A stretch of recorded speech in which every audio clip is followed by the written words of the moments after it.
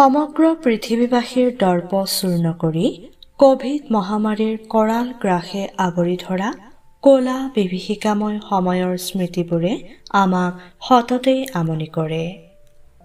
বন্ধ শিক্ষানুষ্ঠান, দোকান পোহাৰ, মন্দ অৰ্থনীতিৰ দুখৰীয়া ছবিবোৰ মনত পৰিলে আজিও যেন দুচকু সেমেকি উঠে।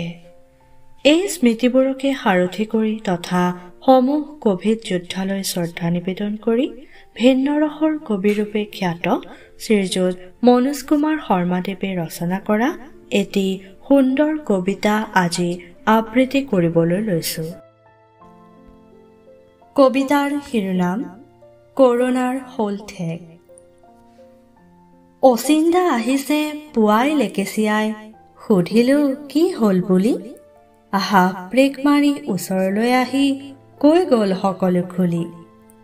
কৰোনাৰ কথাৰে কাণ ভৰি গ'ল, পেটহে নভৰা হ'ল, বন্ধুৰ কৃপাতে লকডাউন গুচি পেট মোৰ ৰঙা বগা হ'ল। সোনকালে মেল ভাঙি ঘৰমুৱা হলো, দলঙতে পুলিচে পালে, বেতৰ লাঠিৰে টপি নাথাকিলে নাযাওঁ আৰু কোনো কালে।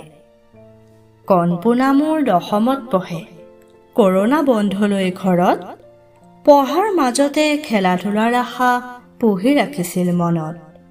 সিও এতিয়া খোজকাঢ়ি ফুৰে পাকঘৰ বাথৰুমৰ মাজত, পঢ়ে আৰু শুৱে খাই মাজে মাজে অংক টিভি ক্লাছত।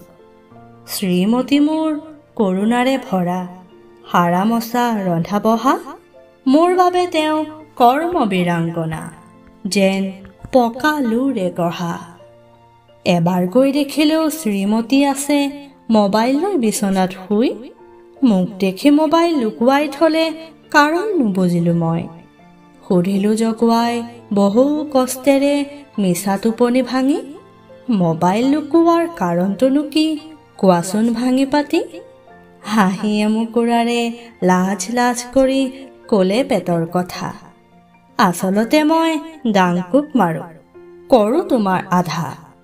উনুকিয়ালো মই খুৰীটিৰ কথা, পুৱাই ৰান্ধি দিনটো খাই, তুমিতো তিনিবাৰেই গৰম ভাত দিয়া, কামত তোমাৰ তুলনা নাই।